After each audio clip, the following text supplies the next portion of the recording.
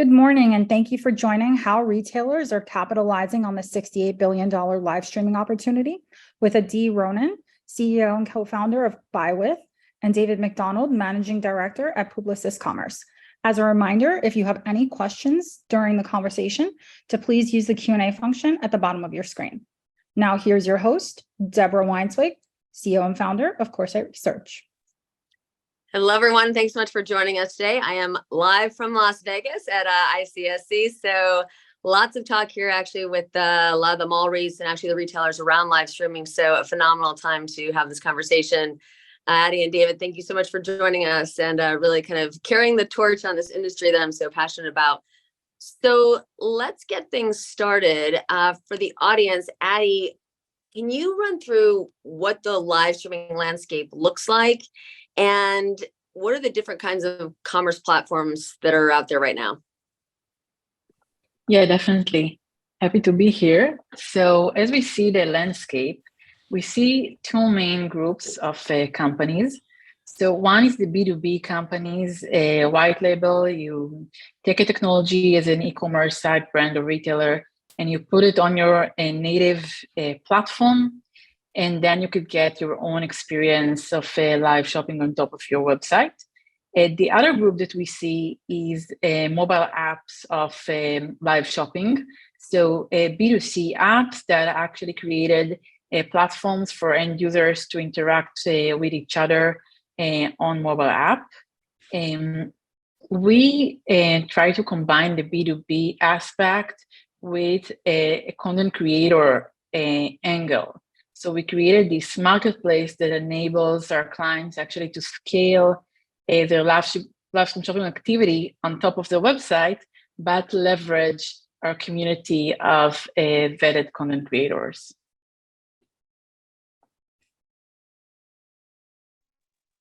And I remember the first time we spoke, and I think we had 6 of the folks from Coresight on, and you literally walked us through how to kind of live stream right then and there. It was literally like a defining moment for me, and somebody who's been very passionate about live streaming, that it was, there's something with buywith was very different and unique, and it helped really simplify what I think to many is like a complicated industry.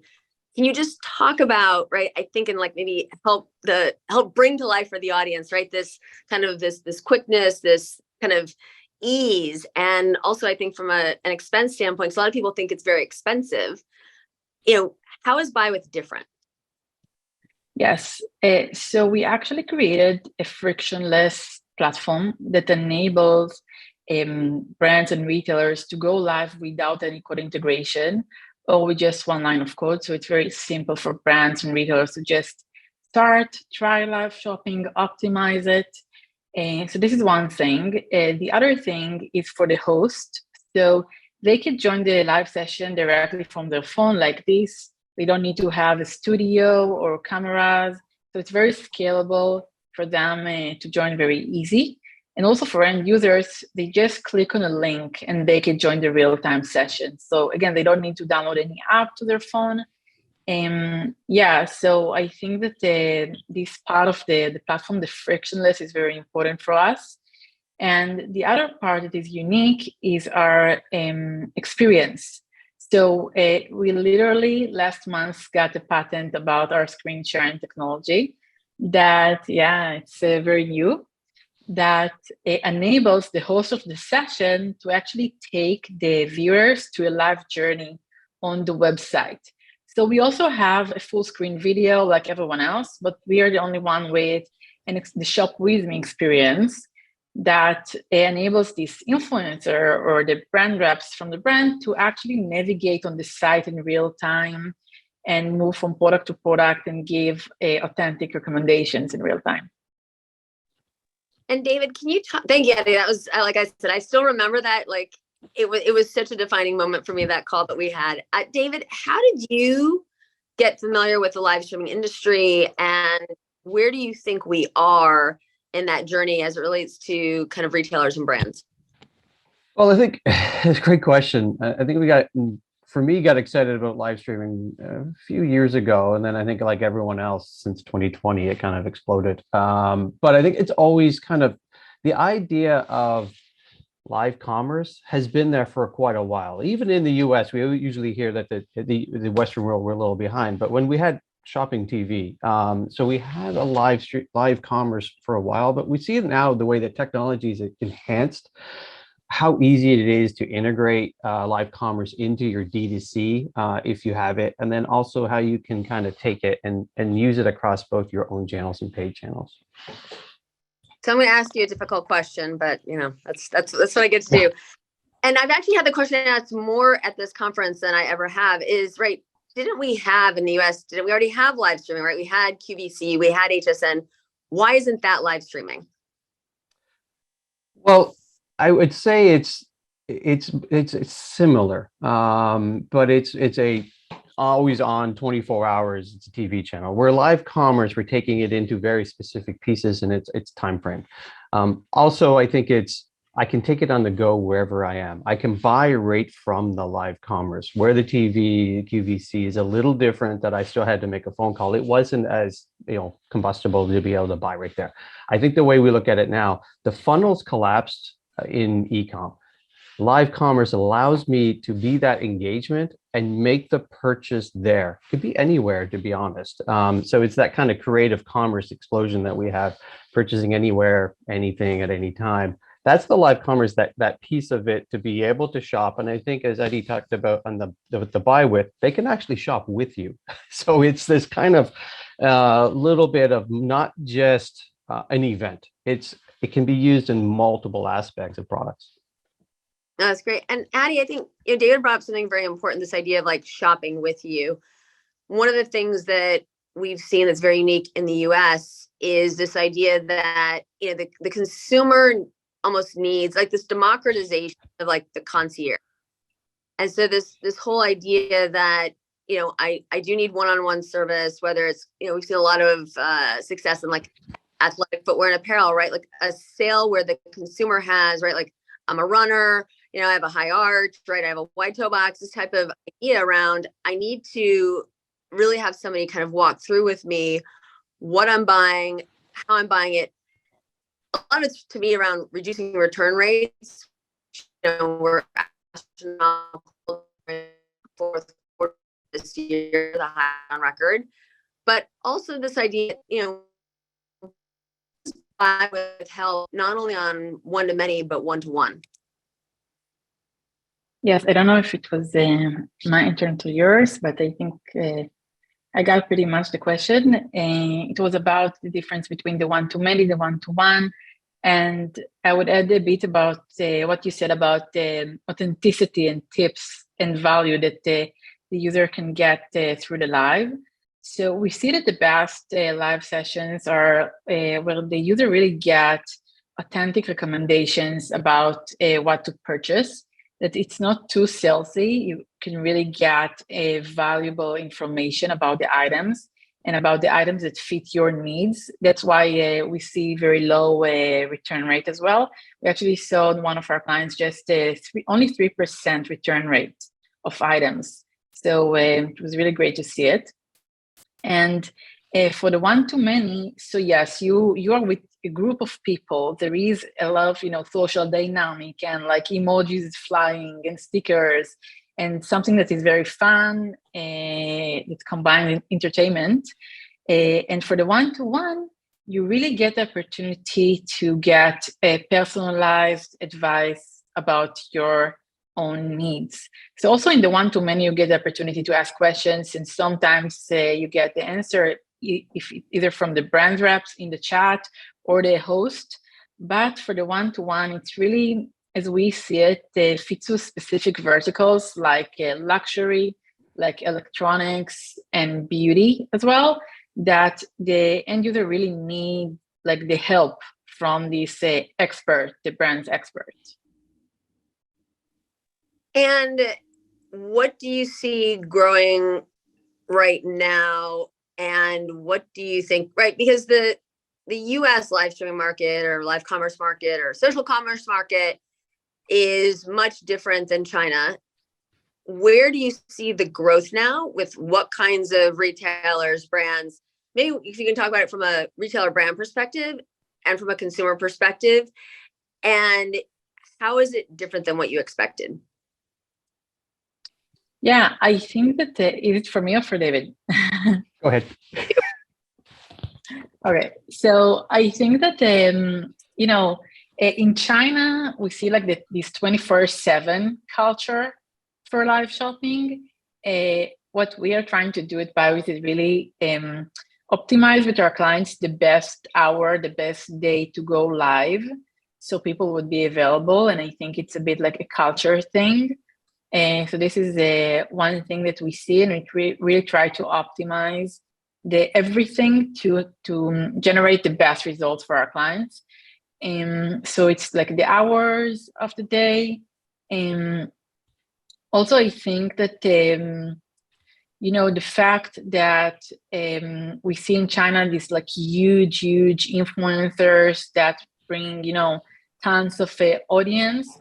So we are also working with a lot of micro influencers that actually have their own like small communities. And then you have like sessions that maybe they're not like huge, but they're very, very engaging, and the conversion can be also very high. So we see also this like micro influencer trend in the live commerce space. Yeah. And maybe just to add from the retail perspective, so we see retailers that are actually enabling their like brands to do the live sessions on top of their like retail platform.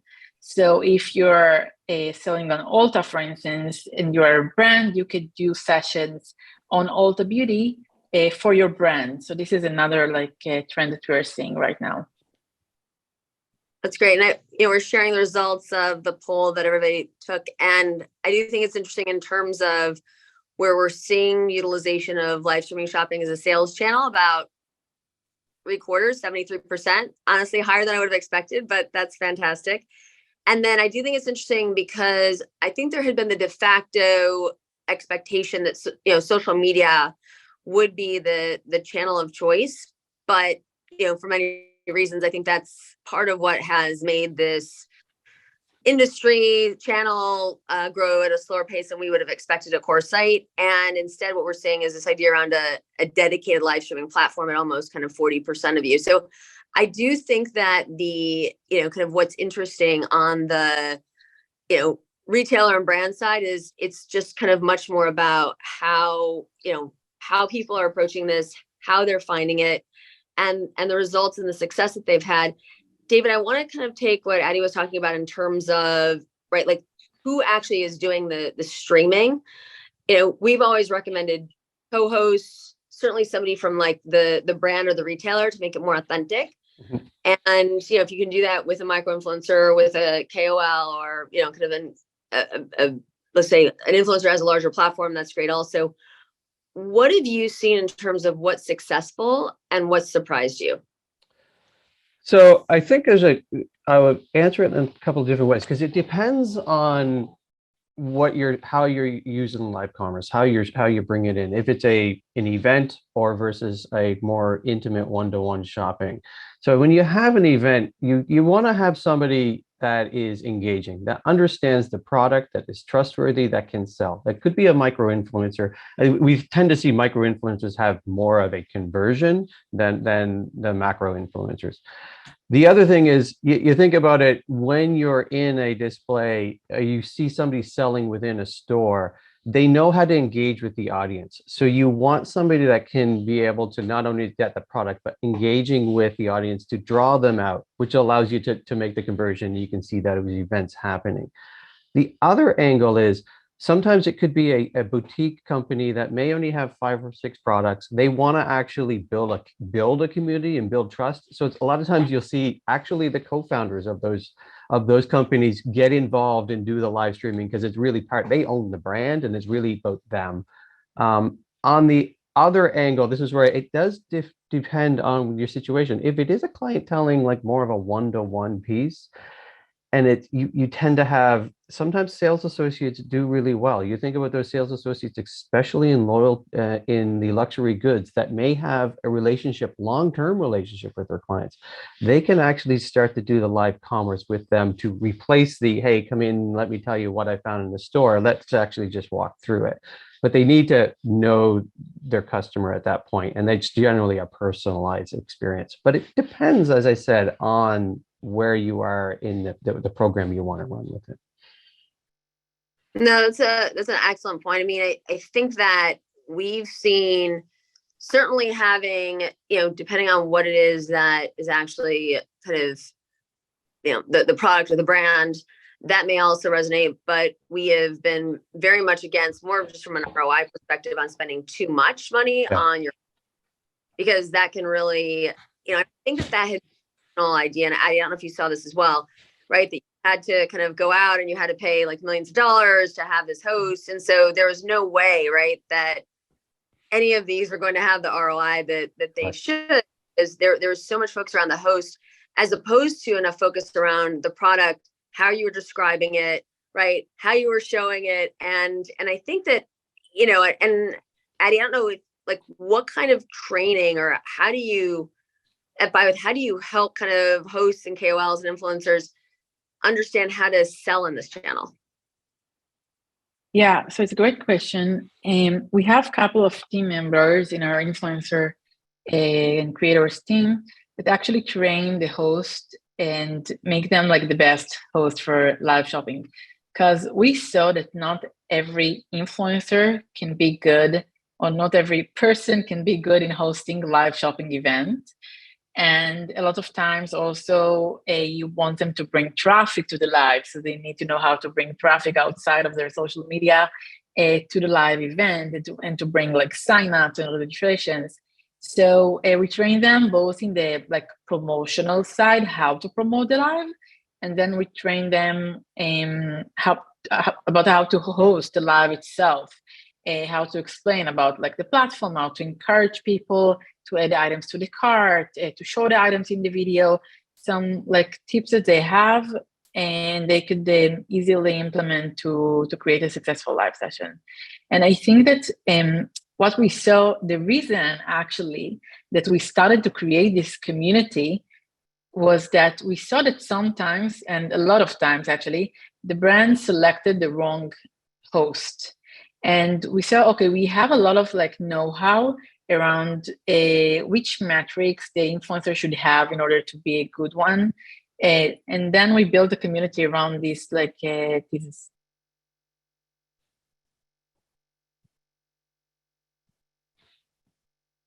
That's really helpful. As we look forward, how do you think live streaming kind of plays out for holiday this year? Yeah, so I can start that we're already starting to have some conversations around that. So definitely holidays is huge for live shopping. We see even for the Mother's Day, and every opportunity that you could create. I'll explain. You need, like, when you do a live session, you want to create content around it, right? It needs to be around a theme, around something that drive and attract people to come to the live and create, it's like a show. So you need to have a content, a concept. So the holidays are very attractive to create like a content around. So it's really great. And David, what's your holiday season? And that can be back to school through, kind of the end of the year. Yeah, I think for where we see the excitement of live streaming in the holiday is that people still want to engage with people. They want to see somebody. They want to have a relationship, and live streaming gives you a bit of that. It's not like I'm looking at a blank image, or I'm not just seeing a video that was done. It gives me that interaction, allowed to see the products. I think where we also will see live streaming can help out, and the live streaming platforms is the metrics that you can do it. You will know right away that if your message is working. I don't have to create an ad and run it out and then wait to see how my ad is playing. With the events, you're getting that live data. So you're knowing what's working with your customers. And I think as we get into the holiday season, as we are with the economic conversations we're having, how do you get more with less? And live streaming we should provide you that platform to do that. Yeah, no, I want to ask, if you have any questions, please drop them in the chat, and we will do our best to get to them. As David mentioned, this whole more with less, I mean, one of the big things that, and as I think we're not in this kind of 24/7, shopping culture in the US. And so many of the like draws and sweepstakes and whatnot, right, that will not, necessarily kind of work for, the consumer here, right? It's not like if you're on for 8 hours, we'll give you this kind of giveaway. What are you seeing in terms of how consumers react to different giveaways? What is it that, kind of ultimately matters from the consumer perspective? And Addie, what kind of, gets them over the line? Yeah, so we see that once the brand or the retailer, they give like a discount or some kind of a giveaway or prize or something, it really helps bring people to the live, and they also feel like we're unique, that they came and now they get something. They're like in a group of like a VIP thing. It makes them feel special. And so I think that it's really important to like incentivize them. We have now some like features that we implemented that actually people can invite more people to the live and then they get a discount. Some like incentives that we're using during the live itself, or if you get to a certain number of people in the live, everyone gets like a discount. So we try to tie the giveaways and what they get to the live session itself and what's happening in it. But I think it's important because it's part of the experience, in my opinion. They come, they want to get something. And David, are you seeing, we've definitely heard, I think that, things have gone really kind of right guardrail to guardrail almost. We had talked to some companies who are building out their own studios and in the US, and I'm not sure if they're, kind of all of those companies are still moving ahead. Can you talk about the landscape, whether it's the live, kind of, let's say, maybe some of these companies where we would have expected them to have more of a live experience and they're moving in the other direction. Maybe talk a little bit about, those companies who had started in live streaming and or social commerce and are moving in a different direction. Does that concern you about the industry, or is it that there's companies like buywith that are just right? They're purpose built for live streaming. They're, and that's kind of the direction we're heading. What do you think is happening from a landscape perspective, David? Because we're getting that question almost every day. Yeah, and I think you give an example of buywith and the platforms that are coming up allow it to. We saw, I think you're right. We saw some large retailers building out studios almost like they were going to do production TV. But what we actually see with live commerce, it doesn't need to be production TV. It needs to just meet what your customers want and be in context. So I think where we start to see a shift, we start to see platforms that can come on that it can integrate easily. So I'm not spending a lot of time doing it integrations or having a lot of tech debt. How can I get this on board quickly? And I think this is where we talk about the platforms. I also think you touched on it a bit with the social commerce. I actually think that we look at live streaming being different than social commerce, because social commerce is you're putting out the social media. You don't really know if your customers are there or not. Where I see a live streaming and live commerce being engaged with your customers, being part of the journey. So being more connected to your brand. And so being connected to your brand can be quick and snappy. It may be a little bit more production ready, but I don't think you need to be building out a studio to start to see the benefits of this. I think there's a lot of platforms you can utilize to get going and integrate it into your ecosystem. Great. Addie, one of the questions from the audience is kind of how do consumers find these lives, right? If there's like, 1 hour here, if there's 1 hour there, if they're on different platforms, how is the consumer, right? Is it hosted, right? Is the, kind of information hosted on the brand's own website? How is the brand or the retailer alerting consumers about the lives? How are they driving audience? Yes, so there are like several ways to do that. And as I think as an end user, you could find the live in different places. First of all, there is the social media. So creators and the brand are promoting the session in social media to invite their followers to sign up to the live. So this is one place to find it. Another place is the actual website of the brand or the retailer. So for instance, we have on several clients' websites a VOD page where you could see all the upcoming sessions and also watch the past sessions that already happened.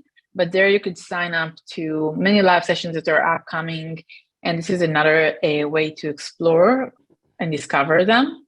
Another way, and something pretty cool that we developed and works amazing, is a pop-up. So we have an automatic pop-up that is triggered by our platform. So every time there is a session, if it's right now or an upcoming session tonight, there is a pop-up that calls people to sign up or join now to the live session.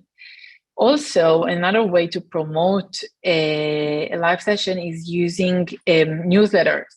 So our clients are sending newsletters to their audience about the live sessions, and also it brings a lot of people to sign up. And I know, Annie, you guys have done a lot with Ulta. Can you talk about just like how that relationship was formed? You know, any kind of use cases or success that they're seeing? And once again, for Ulta specifically, how are consumers, how are you driving awareness about the actual lives? Yes, so with Ulta, we started the partnership a few months ago. We started it, and recently we expanded it. And I can't say too much in this forum without them, but I can say that they are working on a lot of like good stuff that we should look for. Thanks. And maybe just kind of, if you can give us an example with a brand name or not, right? Kind of where were they, not sales, but like where was the company from a, just from the perspective of what is this, what can it accomplish, where are we? And, maybe some of the clients you've worked with for the longest period of time or the longest duration, and where are they now, right? Like how has the company itself changed over time? I think that would be helpful for the audience. Yeah, definitely. So I can give another example of a client that we're working with for a while, and we are optimizing their revenue per session. So they really do hard work with our influencer team, with our customer success team, to create, to generate and grow the revenue per session, even the revenue per user. So we are measuring the revenue per user. And we're doing a really, really strong optimization work if it's in features and the influencers and everything around the live to create the best results. So this is one example. Another example that we saw is actually of a luxury secondhand website that is using our technology, and they're generating a lot of money through the platform. And they don't have huge sessions. It's more like VIP sessions with their clients. They even inviting them by WhatsApp or calling them to invite them to the session. But they have an actual community of people that are coming to buy very expensive luxury items, secondhand. And in the live, it's very easy for them because they're saying, okay, we will decrease the price of this item for the live. So they're doing an auction almost during the live. It's very interesting to see this use case as well. That's great. All right. Last question for both of you. And there's still a lot from the audience, but we'll have to answer them at another time. So everyone, we will get back and answer your questions one-on-one. David, what advice do you have to brands and retailers that have not yet started? I think they should probably, we touched on at the top, there's about a $68 billion opportunity that we see coming out there in live commerce. And I also think where you need to look at it is how can you use your live streaming outside of just live streaming? So when you start thinking about it, it is, our are we going to see the return? Well, some of the strategies you do is go with a partner that allows you to see that data, but also then create snippets. So you will know what parts of that makes sense and resonates with your customers so that you can create snippets. And that becomes, whether it's video on demand or whether that becomes part of your media strategy, you're not going to you're more or less knowing the storyline that makes sense. So going with a partner that allows you to do live commerce and then taking that and then pushing some of it out into your media aspects. Addie, of course they should use buywith, but what other suggestions do you have, and kind of how should brands and retailers think about getting started? Yes, so I think that it's a lot about selecting the right partner, if it's buywith or different company, but really select a partner that help you to navigate in this new channel. Because for a lot of brands and retailers, it's a really new thing that they're trying. And once you have really the team that help you to navigate and to do the right decisions, if it's in the promotion or the host or many stuff that we talked about during this webinar, I think it's a crucial part, not to just, because you need to do some work of optimization there. And, we had a couple of brands that went live, and from the first session, it was incredible. But in a lot of times, you need to also give it the time of the optimization and find the right way to do it with your audience.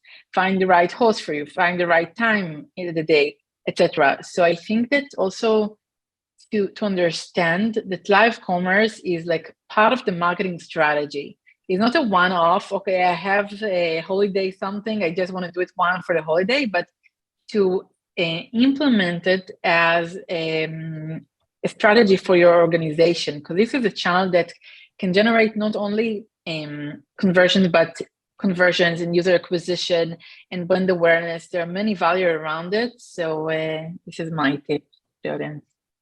So I'm going to share my own, because as everyone knows, this is an industry I'm incredibly passionate about, especially being here in Las Vegas for ICSC, which is the largest retail real estate show in the world.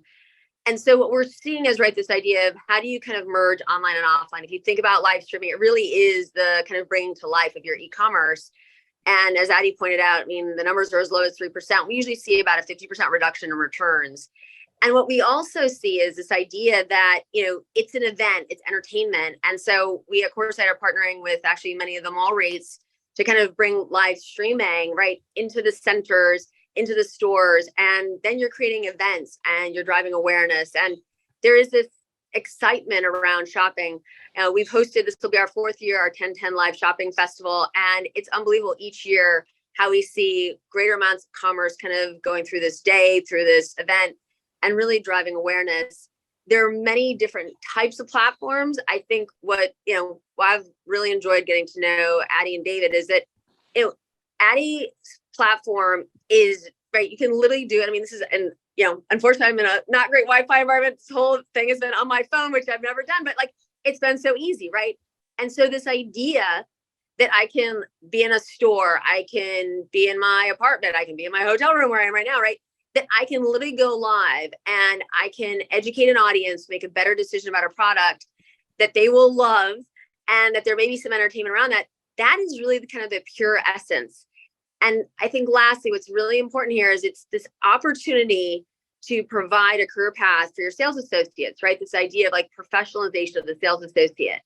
And I think right now, today, there are many opportunities that we want to provide. And this is a very easy one for brands and retailers to, kind of reward sales associates, to kind of give them something to kind of look forward to as they progress in their careers. And I really think that we are going to see this as, the future of commerce.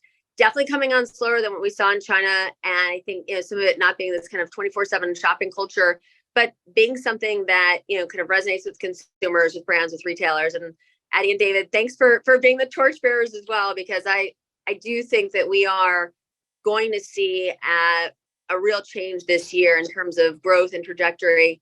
And for all of you who are still with us, Addie, David, myself, we're all here as resources and happy to have conversations. Addie, David, I want to thank you for today. Thanks for bearing with me with my phone and everything. And, we can't wait to hear, kind of all your success and what the holiday season looks like for both of you. Thank you. Thank you.